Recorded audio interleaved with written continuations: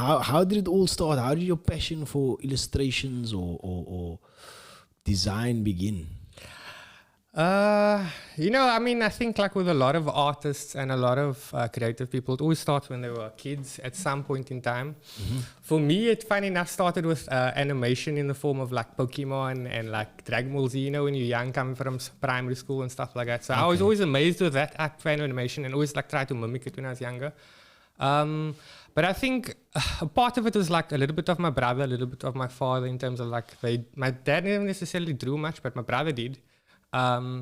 Never really took it anyway, but I think it was an influence for me at a young age. And then from there, I just continued drawing. I mean, I continued looking at animation and art, and kind of that's where that whole journey started. I mean, I'm more of a graphic designer at this point in time, where I'm making that transition to an illustrator and artist. And I think like illustration professionally or educationally, I never necessarily studied fine art or art in general in that sense. I studied visual communication, which is graphic design, so more branding. That's quite and interesting. Logo. So when you studied at CPT, what year did you study? I think I was 2009. I'm sorry. Okay. Yeah, 2009, 2010. And in 2009, you weren't using the pencil like doing fine art? Because remember, I studied, and that was in 2001 I studied. And that time we used to do like, there used to be a class called life drawing. We used to draw actual like a naked woman. Yes, we also did that. Oh, you did that? Gesture art and stuff like that. So we did have a figure drawing class. It was very minor actually. And then if I look at it now, like where I am now, I would have done it a lot differently. Like they literally just put like a nude model in front of the class and they tell you to draw. Yeah. So I think that form of art education was very lacking at that point in time. Is it? Yeah. Because I remember also like back in my day, they used to like make us draw like a bowl of fruit and stuff like that then. And I remember we used to have like Copic markers or so. Yes. Did you use the Copic markers in your first year of study? You see, my first year was funny enough, like I didn't really know about graphic design. So I actually applied at UCT for architectural technology. So I was wanted to be an architect. Because I always knew I wanted to draw, but then that kind of like, I didn't know about graphic design, like I say. But then I found, like, through that whole application, I found this foundation course at CBUT. And this foundation course was a little bit of everything. Yeah. So you did graphics, fashion, you do photography. You do everything. So that is basically like that foundation course is for if you don't go to art school. I was fortunate enough I spoke about this yesterday with Lindsay. I was fortunate enough to go to Frank Bay. And at Frank Bay, like they did a little bit of photography with you. They did a little bit of ceramics with you. They did a little bit of, I did printmaking.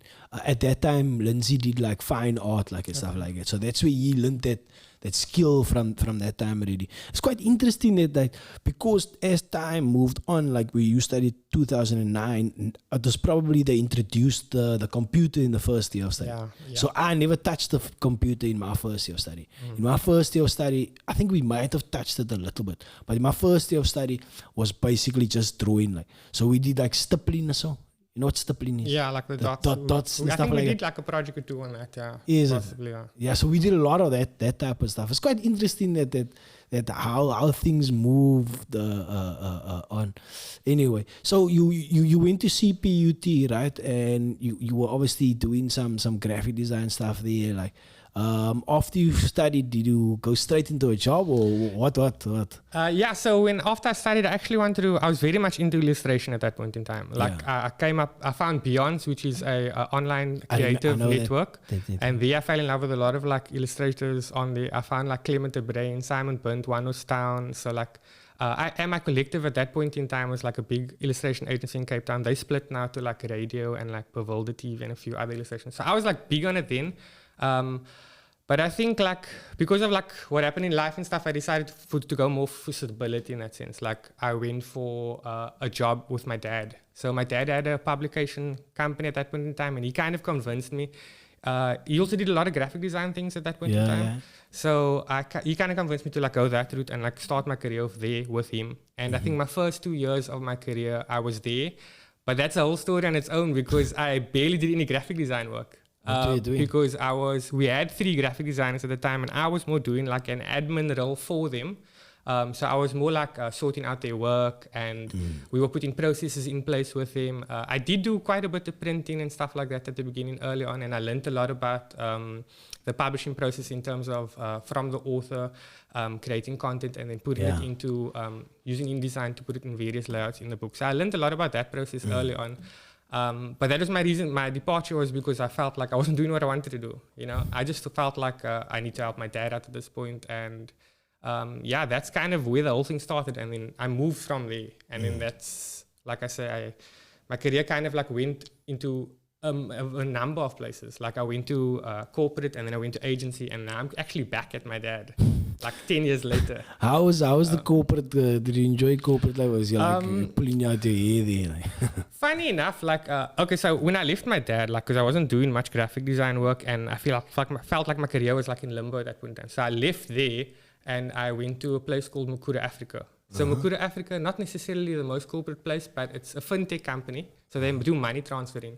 So I went there. It was the people were great. The environment was great. Everything was great. But the job was very mundane in the sense of I was doing templates and I was doing the same thing in and out. And they did give me a lot of opportunities. And I was the only graphic designer. I was the first graphic designer they ever employed. So I had a lot of exposure in terms of like branding massive halls, doing concerts, you know, like a concert in the sense of like they will invite like a famous Zimbabwe singer, and then I get to brand that event. So they exposed me to a lot, and I had so much freedom. So it was freedom, but in a controlled space that the marketing team kind of protected me in a way. So I was like, there was like 5 of them or something, and they would like basically just get everything done for me. I was just doing the creative part. And who like approved your designs? The marketing team at that point. Okay. So that experience was very nice, but I think it was what I needed at that point in time. I mean, coming from them not doing anything, like moving to that space. So I felt a lot more, I think the manager at that point in time really gave me a lot more confidence. Like he told me, you have a lot more potential, you can do this, you know, like even though at one point it's always good to have like a mentor like in life. I think I'm very lucky. In everywhere I went, I had that. So I think the next place I moved to was after I left Mukuru, and he kind of convinced me, even though he wanted me to stay, he convinced me that I could do more, and like they always like made me feel like I had more potential. And I always knew what I wanted to do. I always knew I wanted to have my own company and start my own thing and do my own thing. But then I decided to leave there and go to a small agency, web agency called IBay Digital. And I think that's where a lot more of the confidence came in. I had a senior, 2 seniors there. I think we were about 6 or 7 at the time, so I was working very closely with the directors.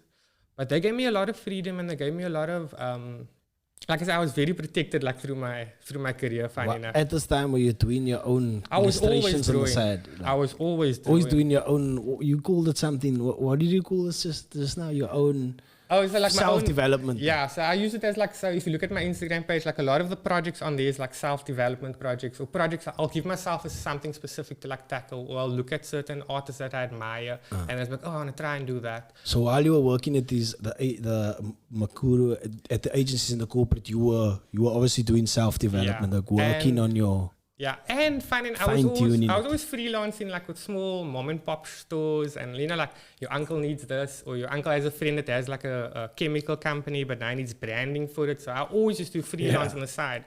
The companies that I work for always gave me that freedom. So I always liked that experience of taking the product from nothing to something. Like a client comes to you with an idea, and you take it from nothing to something. And I always knew that was what I wanted to do. So eventually, like at eBay, they taught me a lot of skills, or they gave me the platform with certain clients, like do web projects, to do more digital stuff. And that was what I wanted to do, and I enjoyed that space. And I think I learned a lot there. The website of things, what were you doing? Like so I was designing sites. Designing sites, and like creating them or something like that in the back end? Yeah, so no, I wasn't building any sites. We had so you just did the frameworks basically? Yeah, so that basic process was clients come in, they sit with the UX individual, which was the director at that time. But were you learning what goes on at the back end? Not necessarily. Like at this point in time, I still can't build a site, funny enough. So I have devs that I work with. So I'll design. I can't also build a site, but I mean, we can do something simple, like I can make it click or something like that, go back and forth. Like HTML, can you do that? Like, I did a few HTML courses when I was at varsity, but I think like what I'm learning now also is I think it's better for me to rather delegate that task instead of me trying to do all these different skills, because I think I'm more of a generalist and it's actually hurting me to a degree. Is it? Yeah. So I'm also like a generalist. Can you do video? Do you do video? I can do video. Like I'm getting into editing. I know how to edit. Premiere Pro and After Effects and all that stuff. So a lot of what I'm doing currently now. Some of that stuff will look more in After Effects. Like even if you could make it like you know. You can move it a bit. Yeah, but anyway. So if I look at the teams that I'm leading now, there's some talented motion graphics guys there. Yeah, motion graphics. Yeah, so that's the next step, eh? The next. I'm actually trying to get into a little bit of motion graphics. Like I say, I'm not the best, but I think if I can trick people a little bit, then it's sort of cool. And then I told you before, I work for a company, and the on the social side, that like it's a good trick for people. Man. It seems to be the trick that's going forward. Yeah. I think the key for me now is like I know what I want to do in terms of like move to an illustration space, and I do so much other different things. And I think instead of me spending time learning those type of specific things, I have contacts, I have a network, I can delegate those work and get the job forward. And they're already specializing in that. So it's like if I'm a generalist, I'm going to be average in everything. I know there's a guy that can do a much better job than me. So rather give the job, hand the job over to him, I'll just manage it and then move on like that. And I guess that's how business scales up. Like I'm at this point in time, I'm thinking of everything I do, I'm thinking of scaling. So a problem with my business model at the moment with most freelancers is you're selling time. So a client comes to me and I'm doing work for a certain amount of hours. I don't like to necessarily charge per hour, so they ask for a rate card and stuff, but I bill per project. So I'm doing that and I'm technically selling time, but I don't necessarily like that model for the long run. So that's not very scalable unless I get people working under me. And I can scale a business that way. So at this point in time, like my new journey now is like creating products. Like I'm looking into educational products, like with kids, and like I'm looking into doing like coloring books or like like I think I heard in one of the podcasts you said you had a daughter or kid. Yeah, I got 3 kids. So you have 3 kids. So you would be like they come with these homework books and they need to do these exercises. So I know those exercises. My books. Sister's kids, I see them do all this and I'm like, I can make these products. So I was thinking of actually getting more into, because now I'm also more in the education space, back working with my dad. So how do you create those products? Will it be online or will they be like? Bit of both. Okay. So, after I left IB, I'm back at my dad. Now I'm running the company with my sister. He's doing content creation. But now I'm working with colleges and I'm seeing how content is created with lecturers and stuff, how courses are created, all that. So I'm thinking, I have art skill. I have something I can offer. I can create my own art courses. I see so much artists like doing it on Skillshare, selling it on various markets and stuff. I see that. So I'm looking at that now. Like that's what I'm doing in the background. Is I'm trying to create like even if I have like emojis that I sell or various art projects that I can create that I can sell that can scale. Basically make money while you're sleeping. I think that's the goal. But yeah, I think that's my current journey now. So education is where you've obviously moved. You were with your dad, you moved into a bit of corporate agency, and now you're back into. And your dad was always in the education side of things. You said, eh? He was always. So now you're back into education. Like you said, you were working with like. Was it universities or explain to me what you're doing with them like? Okay, so my dad has a company called Delondre. So initially that company was called Delondre Publishers. So they created textbooks in the TV industry, so like electronics-based books. He's an electrical engineer by trade, but he became a lecturer. So he wrote a couple of books in the electrical field. So what we do is we actually print those books and we sell it to colleges. Did he write it like physically write it? Author. Okay, so and then you like put the diagrams in it and stuff like that, and then get it printed or so. Yeah, so that's the so whole he must made a lot of money. Yeah, it doesn't. If he went through the whole process, because that normally each step of that gets like moved to a different person, like you know what I mean? Yeah. So like the author doesn't print his own stuff, doesn't he go to a publisher maybe something? But we are a publisher now. That's buffuk. Yeah. If you're the author and the publisher. Yeah. So I think he's done a very good job for himself in terms of where he started, like printing from our house. Like me growing up, coming from primary school, me and my sister come from primary school, and we need to pack boxes and send daddy's books away, you know. So we used to do that from a young age. We were always a part of the business somehow. But yeah, and like being back there now and kind of like running the show, it's very different. It's a lot more digital now. I mean, the textbooks everything has moved from print to digital. Like everybody, that is the one move. Like as we were speaking, I was mentioning earlier on, like obviously when I was busy, there was illustration and there was everything was done on paper, and then things moved to digital, and now it's even moving by 2009. That is 9 years or something like that, it moved to that. And now 2020 it's moved even further. And now even with my company, they used to do catalogs. Now everything is mostly like digital. Like, do you do any social media based things on through education or anything like that?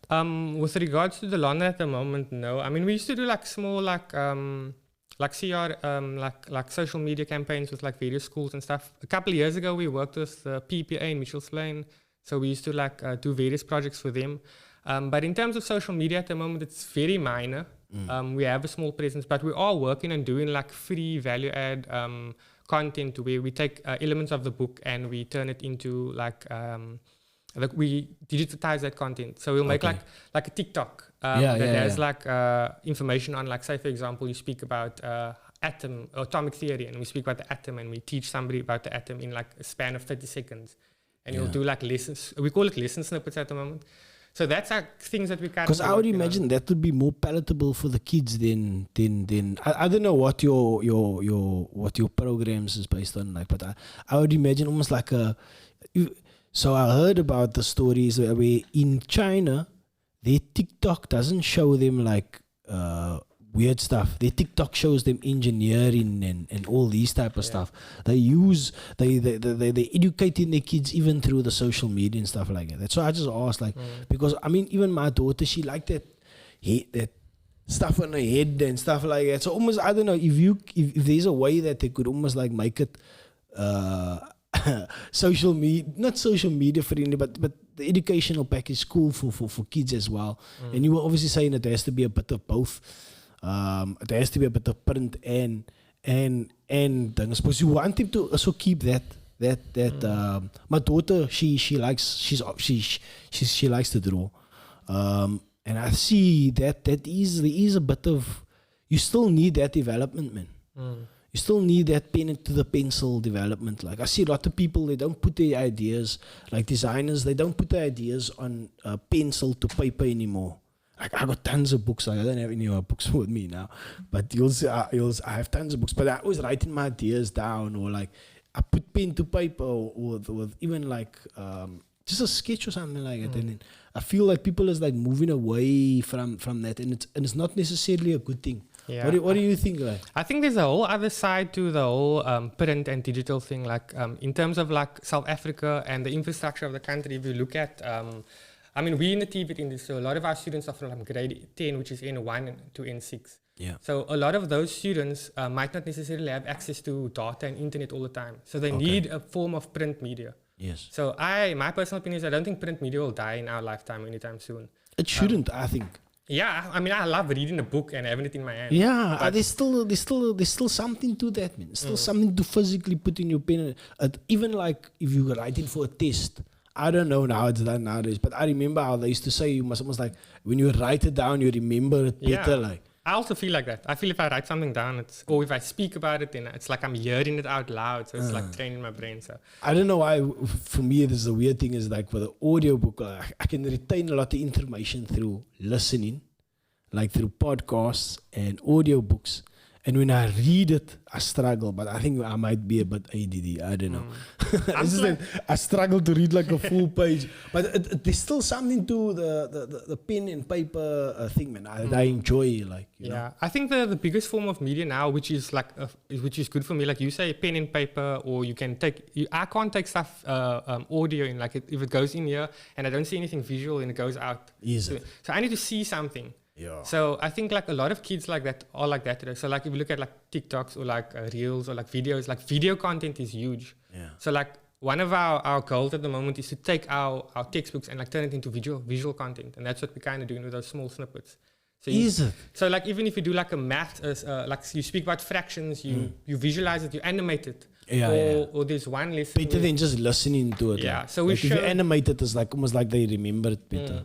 So one of the guys. I can picture that because there's so much like times like you remember like a stupid meme type of moving thing Yeah. or something like that. Yeah, and one of the guys actually did an example of like, say for example, you pour water from one glass to another and you show how the water moves or something along those lines, like if it's 250 mils, but the beaker is slightly different, it's fatter or wider or it's thinner. They show, so the animation still teaches them. And for me to like visually see that type of content, instead of reading it in a textbook, I consume that a lot easier.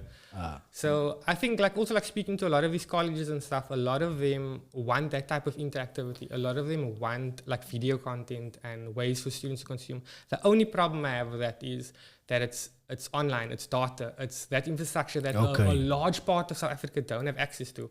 And we don't necessarily talk about that much. So, but that's the reality, man. Yeah. So that's that is an important part of the conversation. I mean, like it's again unfair that one side is gonna benefit from that and the other side is not gonna benefit from it because of where they positioned. In poorer areas.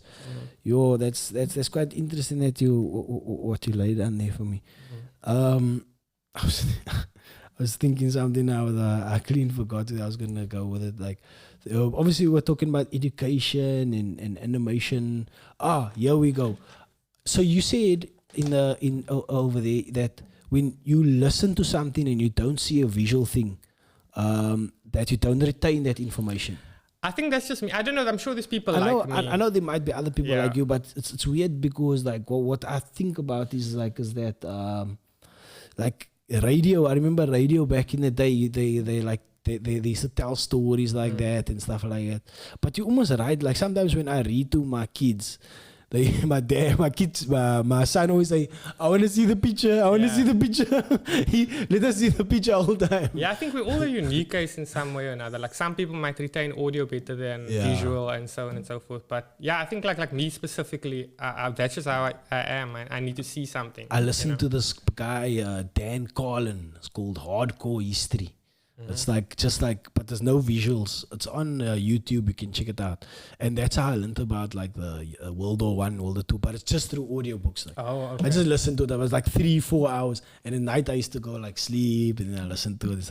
I don't know. I just seem to retain. I can still remember those stories in my head. Like, anyway, that's interesting about the education and where do you think we're going to with this packages now? Where are you going to with your new packages? I mean, look, what we're trying to do is at the moment we obviously like built this portal. So we currently in the process of registering to become our own college first and foremost. So we have a package of courses. We have our own educators. And what courses do you cover? So we cover in N1 to N3, which is like we have 3 fields that we cover. Is that like your matric? Yes. So that's the first exit point. So it's electrical, mechanical, and civil. So we have like 4 subjects in each. So we currently focusing on creating content for those 3 courses, and then a lot of colleges that we speak to want us to like do human resources or. Is anybody like qualified through those courses already? No, I mean we're not live yet. Okay. Yeah. Oh, so you planning to do? Yeah. So we have the content already. We have the books. We have until. And it's based off Northlink or other knowledge that you gain through working through. No, the syllabi that the DHET produces is what our content is based off. So the textbooks that we use, when the authors create the textbooks are obviously... There's a syllabus that they must follow. There's a syllabus that they must follow, yeah. So the textbook is created in that format, and then we will take that textbook, the textbook is our content, we create a study guide from the textbook. So that study guide assists the learner. The study guide in distance learning format is almost like replacing the lecturer. So it like takes them, tells them, spend 3 hours on this part of the lesson, spend 4 hours on this part of the lesson. So the study guide guides them in that sense. And then, so we take in that content, that's the only physical form of the content that we have on our platform. But now we're trying to take that, the next step is taking that content and making it visual. So like I said, that lesson snippets, the video content, like having, we have some examples of like lecturers or authors that are speaking and they're showing visuals where we animate of the book and stuff like that. So that's the next step for us. There are people that are doing it already, but it's not. The problem in South Africa at the moment is like it's like I mentioned to you before we were off air, is that when COVID hit, a lot of these colleges were unprepared, so they just like kind of scrambled to like get the platform and distance learning in place. Yes. But then to adopt that method over the last year and a half or 2 years, they got to this point, and now it's difficult for them to move off to something else again. Yeah. So now we're stepping in like a year and a half later, which is a bit on the latent side. And they're struggling to make that adoption. Even though a lot of them love what we're doing, like we share, we present, and we show them what we're doing, and they love the idea. But it's like the lecturers and the people on the ground who are doing that actually do the teaching and educating, their hands are tied, man. So the executives and the boards need to make that decision. Okay. So, and they, like for them to jump over from one platform for that's a lot. There's a lot of training of staff. There's a lot of money involved. So it's quite a lot of. But it has to happen. Like sooner or later, they have to migrate from textbooks over to fully digital. I would expect in the future. Yeah. Well, not fully, but there'd be like small. Yeah, I think they're gonna. I think a lot of the colleges are aware that they have to go digital to a degree. They have to have some form of distance. Or you're gonna even have digital and a textbook, but that's how you're gonna be learning or something like that. Yeah, I don't know. So I think in the near future that's gonna be more common through the public sector. I think in the private sectors it's more easy. Like also like if you look at younger primary schools and stuff, there's primary schools where kids are going with iPads or tablets, and there's a lot of like digital learning in like lower forms of education, like primary schools and stuff. And the more private sector they have those things in place already. But the public sector and government institutions, I think it's hard, man. It's a lot harder. There's a lot more funds involved. There's a lot more red tape involved. So I think slowly we will get there. It's just a matter of finding a way to get there faster. And I think that's why we decided to rather register our own institution and then teach people from that. So we're creating our own private college and then just sharing our content from that point of view. Yeah. So are you fully in on that, or are you still exploring your artistic side? Yeah, so because all of that you told me now, that's a lot. It sounds like a lot of work for one man to do, like you said, you were delegating to other people, obviously, but still to delegate all that and it sounds like a mammoth task. Yeah, no. So do you still have time for some art on the side? This is generally the funny conversation with my career is. I feel like I'm 31 now. So in the last 9-10 years, or the last decade that I've been working, a lot of it has been not necessarily for the route that I wanted to take. Like there were reasons, it was like security, I took the job, or at this point in time, financial security. So I took jobs with better financial security. Not to say that over passion. Yeah, so I would do that. And I think that stems from places where I was like, I don't know if I'm good enough to actually get in here. Or, like my insecurity of like my own work. Similar to what Lindsay was mentioning last night. Like. And I guess we all got that, what do they call that? Imposter syndrome, I think. Yeah, I think like when I started streaming also recently, so I try a lot of different stuff like YouTube and stream stuff. And a lot of people on stream says, people have been mentioning like, you have this version of imposter syndrome. And I know I have it, but I think I'm also aware that I do bring value in a lot of spaces. Like I have an experience in. But because you're comfortable in that business space. Yeah. Like even how you were speaking now, when you were speaking to me, you were speaking very confident about everything education. It's like, you got your T's crossed in your eyes. So everything is like, yeah, I know what's going on here and stuff like that. You could lay it out so easily. But now when you speak about your art, you're like a little bit more shy. I can see you physically becoming almost like shy now. Yeah. Like two different guys. Yeah, I think that's the business guy and the art guy. Yeah, I think that's changing slowly. Like if I look at my freelance career, like I only registered my freelance business like 3 years ago or something. Yeah. So I started like taking clients on slowly, and most of the clients that I first started working on was the agencies that I've come from, so like with iBay or like other people that I work like Mukuru, and like I've been doing work for that. Yeah. So getting that confidence and having that little bit of stuff behind me, and then I kind of had like a friend that worked at Saatchi that had that was like an account manager that was like looking for work. She eventually left her job, and then she was like running around like doing her own, collecting like freelancers and like kind of did like an agent type of vibe. So she got me a lot of work. So she got me like concept artwork and illustration projects, and she was like doing a lot of that stuff. So that built my confidence up in the late part of my career. So at like 28 or something. So 2020 was a good year for me in terms of like financially and in terms Is that when through the concept art you started? Yeah. That was during COVID times. That basically. was COVID times. It's recent. So before that, I was doing a lot of graphic design, like branding and that type of thing. So I feel like I'm very comfortable in that space. But like, so you were still you were doing your art, but you were keeping it to yourself, sort of. Yeah. It was only once you put it out there, yourself out there, that you sort of got recognized. I think if you look at my Instagram, like for example, like there's a certain date where I just started posting art. Like I don't post much personal stuff, maybe in stories. And I think that's when that shift happened. I think it was COVID times when I made a decision. I was like, I'm just gonna start posting art, like my illustration projects. And once I started doing that, people started asking questions. And I think also when I started, one of my friends always used to tell me like, just send your email. Just email everybody you know. So I tried emailing everybody I know in terms of like art directors and friends that will be coming off. I think the reason why it's also something's happening for me now, I can feel, is because my friends are all, the people that I study with are all like 30. So they're all in more senior positions now and they're remembering me. So they're coming back and they're offering me like, you still I see you still illustrating. Can you do this project for me? So there'll be like an art director at TFG, or they'll be like at this illustration studio, or they'll be there. So now they come into me because they're in a position of somewhat power at the agency, or persuasion or influence. So I feel like that network is kind of supporting me now at this age.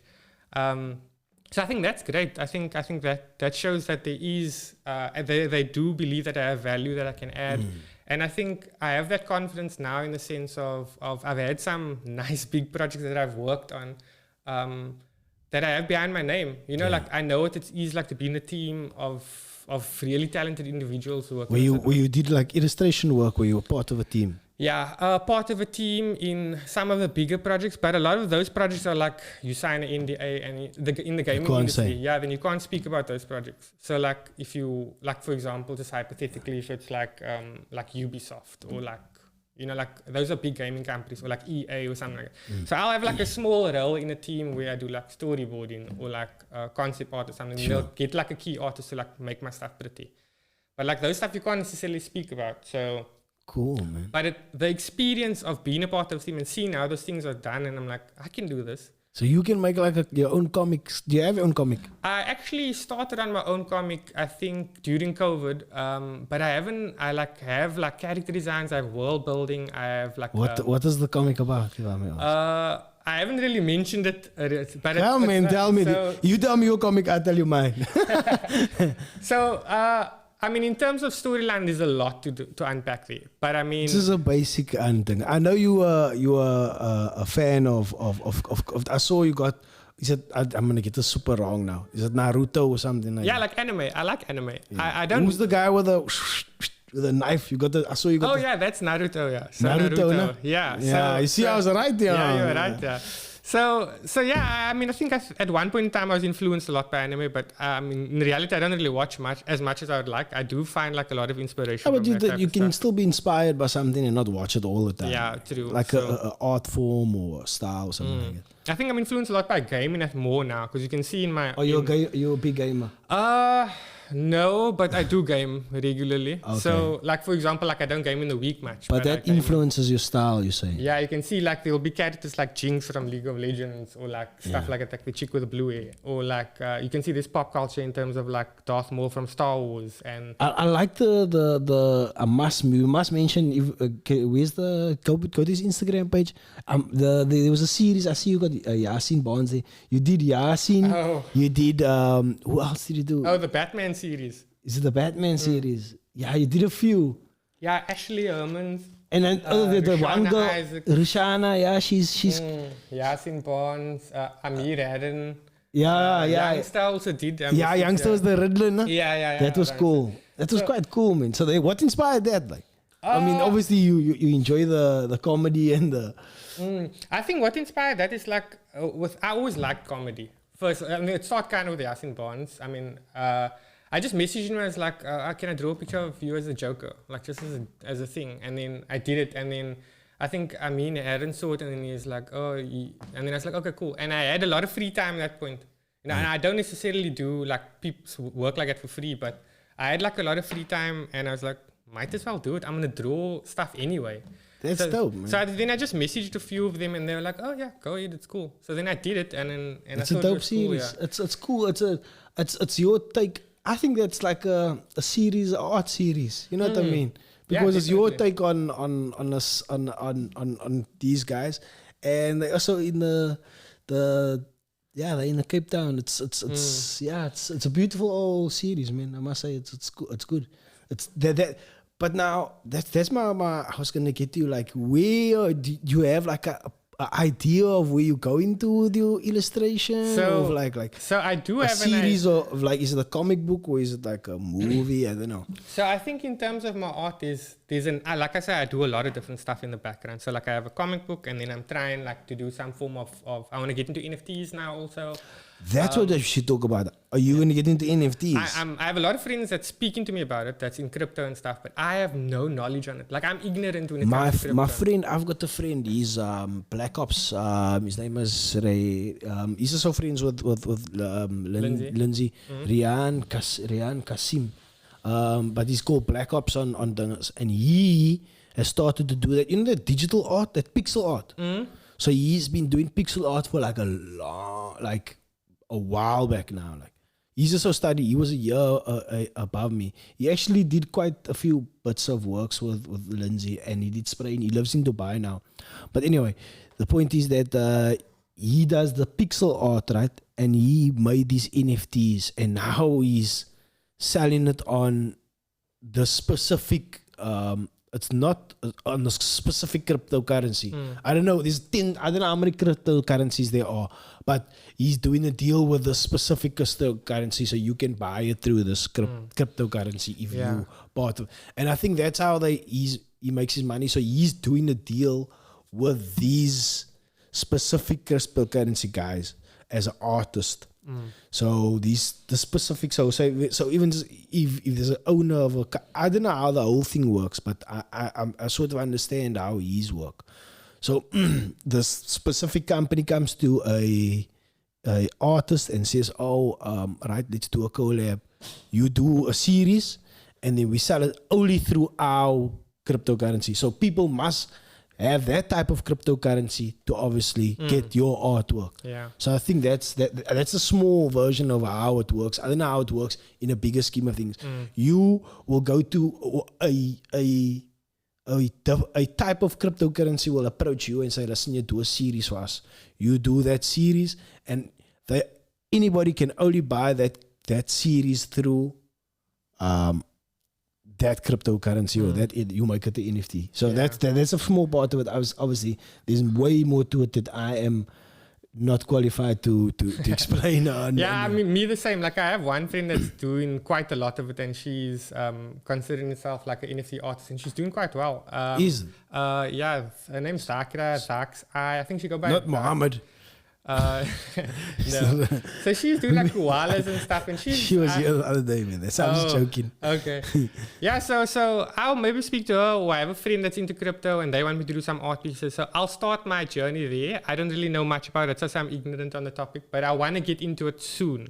So and speaking about it is a good thing, because now I know it's like in the ether. I need to do it, you know. Yeah. So that's something I want to look into now. And I mean, there's a lot of different stuff. Like I said, I want to do coloring books. I want to do. But I mean, even can't you take that series of Cape Town, whatever, guys? You sell that as an NFT, and then people buy it. I mean, and then they can own a part of it, or they can get up. I don't know. Huh? Yeah, they would want. So I would create. Those dead people. Arts, those people. So I would create original artwork and then sell that as an NFT. But yeah, if I decide to, any of my pieces on there that are all original artwork, I can actually sell as an NFT. But I would want to create an original series specifically for it. Sorry? The podcast is. Oh yeah, you guys can also get into it. Like hire me to do a few NFTs for you guys. Maybe. You know, and then you start buy a different NFT. Yeah. There we go. That day we got the plan going down. Yeah. What? Yeah, but you were saying earlier, like what's the plan in terms of like what I want to do or something. But I mean, if you look at the whole education thing we were talking about earlier, and now you bring the art into it, like so currently my mindset is like, where do I merge those two worlds? So like on the one side, I'm spending so much time creating an online college via the London Academy, and on the other end of the spectrum, I am doing all my art and illustration. And I think in South Africa, there's a lot of opportunity. Like if I look at me personally, I didn't necessarily, I did a visual communication course, but they could have done it a lot better. So I can come up with a curriculum and sell it to CPUT. Or what did you say you studied visual communication? Yeah, Isn't it's it graphic design. course? Yeah, it's graphic design. I call it, is that what I call it nowadays, visual communication? Yeah, they call it, but it's graphic design, yeah. It would be interesting, I think, ballpark idea. This is just me talking, whatever. If they could integrate a creative, it's just I don't want to study to be a graphic designer. I just want to study to be a creative. That means you can teach me podcasting, you can teach me graphic design. You know what I mean? It's like maybe you can do a bit of comedy. Because I do a stand-up comedy. And you know what? There's so much graphic designers that I'm a graphic designer, stand-up comedy. Yasin Baker. There's another guy, Oba King. So it's almost like, and what I notice is creative people want to be creative, whether it's like through visual communication like that, or speaking, or it's almost like it must come out of us, man. And why are we restricting kids to this direction or that direction? So it's almost like you have like a, I don't know, man. I think you get these schools like in New York, like what do they call it? You get these special schools where the kids go and there's dancing there and there's singers there and everybody's under one roof, you know what I mean? And everybody's just sharing that type of like creative space, and that's the type of thing you can have. I don't know how you're gonna. We don't tap into that young enough. Like I don't our students young enough, we don't tap into that. That's the sad thing here with us. Like there was a period in my third year where I taught at Oakland's High. So me and a few friends, as part of our third year, we had to do some upliftment projects. So we taught like art at Oakland's High. And what type of art? Like we just taught fine art, like fine art, like what we learn in our gesture classes. So like how to draw and the basics behind, like the very basics. And the sad thing in that, what I picked up there was like, the one kid was like, my mom wants me to be accountant or a doctor or that type of thing. Like, and he was like the best student in the class. Like, yeah, and he probably drew better than me at that point. Yeah. He was so good, but like he couldn't take that talent further because his parents weren't knowledgeable about the industry. Yeah, they was like, no, graphic design or art is like very risky. And I understand. But I still feel that way. When my daughter is like, all she wants to do is be creative, I'm like, no, you must become a doctor or something like that. Because what I feel as a creative is like, I feel the chances of making it is a lot smaller, man. That's how I feel. But that's maybe because because graphic design is not the platform exactly for me. That is just the platform that I'm using now to be creative. And luckily I find myself, because I work like a corporate job, right? We all understand that. And I'm lucky to find myself to be able to be creative in that space. Luckily, as a person, I'm quirky enough that they allow me to be like, I just did Ryan be Ryan. You know what I mean? But it's also come at its own, because now I'm not a manager or anything like that, so I don't earn like the big bucks. You know what I mean? But yeah, I don't feel I should be in the creatives. How I do get my rocks off is like being creative after hours. So I have to do my jiu-jitsu and stuff like that. That because there's creativity in that. So I have to do that, and that takes my mind. Then I'm like, I can do my home choice job, whatever and stuff like that. Did I just mention the company? I shouldn't have done that. But anyway, and then also like I do this. So then I'm again creative, and I tell people in our company, you know what I mean? Don't just do this. Have something else. Like be creative without in our space. Like and I think that's what I should be. But it's like, for me, it's like, what I really want to do is be a Lani there at Sachi and Sachi. That's what I really want. Obviously, but it's very, very few people that get that opportunity. I make my living off creativity, right? Yeah, wait, let me pass the mic to you so you can sound clear. So DJing at Good Hope for all these years, and that's your like a dream thing that you always wanted to come through, And right? it's a creative job. It's a creative job, but after a while, it doesn't get. It's you know what I'm saying. Even with Hildewood now, I'm teaching DJing, but there's still an element of this is your job. Although I love teaching it, I love doing it, but the teaching of it becomes a chore. You know what I'm saying. So even if you choose to do it for a living, there's still going to be an element of, oh, this is work. But wouldn't you want to do work in the space that you really love? So I would rather, but I will Yeah. but I will still prefer to do the job that I love to do than become a. I was a jeweler for 10 years. That Okay. was at first it was creativity, but not the type of creativity that I wanted. I think like there's a So all that glitters ain't gold, but still there is gold in it. If you know what I'm saying. there's so much like conversation to be like had in that topic on its own. Like there's like I always say, like we don't teach students or like our kids young enough to be entrepreneurs or like to learn how to run businesses or to be creative in that space. But then there's also the other stuff. Like look at me, I took certain jobs for like security, or a lot of people don't have that opportunities because they need the finances to live a life, you know, like and there's a lot of those risks involved in it. So like you saying is like do it after hours and continue that passion after hours. And the sad thing that I see like a lot I of have to work a day job to put food on the table for my Yes. kids. So- But after hours, I'm gonna still do whatever else. Yeah, and the sad thing is like I always like look at people, like I always get this question like what inspires you in terms of your art and stuff, and generally people think it's gaming as well, but it's always like for me what really is inspiring is like seeing people like you, for example, or any person that is passionate about something that they're doing. Like they can be a dressmaker, they can be making pies, you know, like when I do graphic design projects, or I work with clients that are like mom and pops type of shops, and then you hear these stories about how they're passionate and how they're doing this on the side. Like I look at that and I'm like, there's not a lot of us that are like passionate about something in life, man. Yeah. Like we just go to our job and then that's it. And you come from work and then you play games, or you just your life just goes by, man. So I don't know, like I hope like there's a way that we can somehow like tap into that. I mean, mental health is a big talking point these days. Do you think that people that don't pursue their passions go into a state of depression? I would. Do you think that's possible? Can I tell you a story? Yeah. Let's pass it back over to you. We need to get another mic here. Also that side. Check here. So I was a jeweler for 10 years, no? Then my physical body just couldn't do it anymore, dude. I just couldn't anymore, and I had to step up. I'm done with this. Then I decided to do DJing. But now the thing is, when I had troubles, when I was a jeweler, I would just go on the decks and then I feel blessed. Now I'm cool. I'm good now. Now I can go in for another punishment. You know what I'm saying? But then the minute DJing started becoming my 9 to 5, the troubles came through DJing. So I couldn't go to DJ anymore to get the troubles away, because it would remind me of the troubles that came through DJing. So that's why I went through depression a couple of years ago. But yeah, so now for me personally, like podcasting is my new go-to. There's not enough troubles. There is troubles connected to it, but still the main troubles come from the DJing now. You know what I'm saying? So this is still the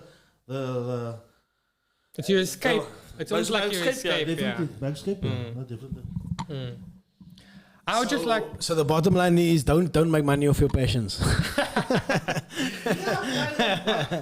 would, but at the end of the day, I would rather say I will have troubles through Your passion. DJing thing, Yeah. the jeweling. the jeweler thing. Okay. Because that was just not related. Sorry, man, I cut your word. You wanted to say something.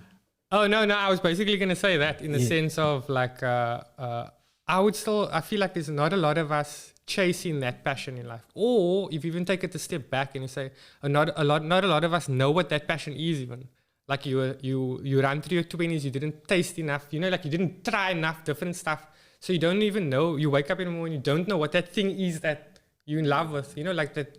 I always feel like there must be something, like I can sit up all night and draw I can draw, you know, I can sit up all night and draw, and I'm like, I'm at bliss, I'm happy. And like people will find something else, but there's a lot of people out there that don't have that something in their life, man. And Yeah, that's like, I don't know where that leads to, but Yeah, I think you need something, man. You need something. It's tough in this world. COVID, you see what's going on now in the world. You know, you need something. I would say so exercise and stuff like that, but I think that like just pursuing your passions is very important. Like even like people like some might laugh at you for some. I think like some people like laugh at me because I'm trying to do comedy. You're not gonna get anywhere, but at least I'm trying something. At least I'm pursuing my passions in some form or a way. Like, and if I don't make it, then at least I tried. What's honorable about a life lived through fear? Yeah, You know what's honorable about it? it's cock, yeah. I would rather have whatever at the end of my life, whatever. Then I wish I fucking did that. Yeah, exactly. Yeah, Dude, I'm living my life. Like even it's important. there's not enough. Like they would say, there's not enough listeners. Fuck that. Who the gives a fuck about? Look, let me just say it. I enjoy the few guys, the people that tune into us. Yeah. But that's not going to be my end all or be all. I want to have dope conversations. You know what I'm saying? And like he told me, dude, like when you come into this room, like this conversation, it stick to the wall, dude. So the creativity, The energy, yeah. This shit, it stays here, dude. This energy is in this room is Stays good. here. Imagine how it stays in your mind, man. It makes you like think about life different. You know what I'm saying? Yeah. Whenever I feel maybe bad or whatever, maybe tomorrow or whatever, I just go to his conversation like, I'm blessed. Yeah, You know what I'm saying? Oh, yeah. It's a good way of looking at it, man. Yeah, it's like a lot of positivity going down here like tonight. Like so, obviously you enjoy comedy, you enjoy some illustration work. Like what else? What else you do? Do you watch your MMA? No. A little bit, but not enough to like know the people. Like I watch a lot of. I played rugby and cricket growing up, so I was very much into rugby. Love rugby. Lately, I'm watching more soccer. But I'm not at the point where it's like I need to watch a game. But I do want to keep updated with what's going on. So Soccer's boring these days, man. They just Manchester United just lose all the Maguire time. is killing us. Yeah, no. I mean, I do like a little bit of gaming, and I went through a phase of where I really love hiking. Like I like to get out there. I was like my life was like, especially with COVID, like I spent so much time in front of the computer, and that was like my reboot, go out in nature and hike and do that every weekend. But that kind of died out now to a degree, and then that got replaced with running. So like I started running a lot and all that, and now that got replaced with gym. We need our escapes, bro. We all need our escapes, no matter what it is. Like, yeah, man. But you know what? I think we're gonna wrap things up, man. Thank you for joining me and sharing like your experience with me. Like it's been awesome. Like because a lot of other topics we can cover, but I like to keep it down to 45 minutes or something like that. Nah, thanks so much. It was great to speak a little bit about my experience. And Yeah, it's weird it's weird. I can understand. I never knew you before this. We had a conversation. I understand there's two sides to you. Yeah. And you tried to explain that to me over a text, like over. I think I first inboxed you on Instagram. I think it was something like that. So we were chatting back and forth, like, and you were trying to explain like the two sides, the education side, and I didn't get it, but even when you sent that thing and I read it, I was like, oh, okay, I'm starting to get it. But now that we had this conversation, I understand. Okay, there's a education. What do you call it? Like the education side. What do you call that? Like in terms of what I'm doing at the laundry. At the laundry. Yeah. Well, I mean that's just content creation. That's content creation. Educational content creation. I would that's assume what it's that called, we would be probably. moving in an edutech environment soon. Edutech. So we would be doing educational digital products soon. Okay. Which we already are doing. So there's that side of you, and there's obviously the illustration artist side. And the goal is to somehow bring them together. I have an idea of how I'm going to do that, but is it? Yeah. But TBC, that's for the next time you come on. Yeah, I would like to have you back, but if you in the future, if you're doing anything cool in the future, then definitely. you must definitely come back. You know where you are. You're part of the Babbling Age JoeZone family. I know, that's great. Thanks, man. I mean, hopefully next time I come, some of that projects will be ticked off. Yeah, you can even join us one night if you are seeing bikers here, because he'll probably be again, and then maybe we can The next time you come, you'll be here and we can We have a little history together, me and him. So. Yeah, we can have like we can talk like we can make jokes. No, it'll be like. So anyway, thank you for joining me. Thank you. It's been awesome, and to follow your journey. We're obviously gonna chat off air again, but yeah. Peeps, I'm back next week. To all the people that's listening, we're back next week with dope new guests. Please like, share, subscribe to all those things. There's a female podcast coming, so check that out. Thank you, buddy. Thank you. Thank you for coming on, man. Yeah, peace. We out.